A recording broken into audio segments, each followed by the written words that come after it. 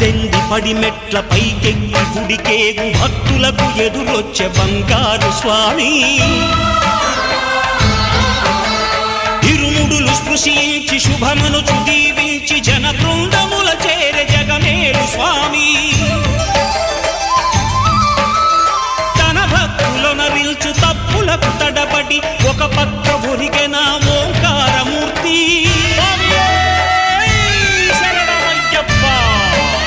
స్వాములందరూ తనకు సాయము కాగా ధీమంతుడై లేచే ఆ కన్య స్వామి పట్టబంధము వీడి భక్తతతికై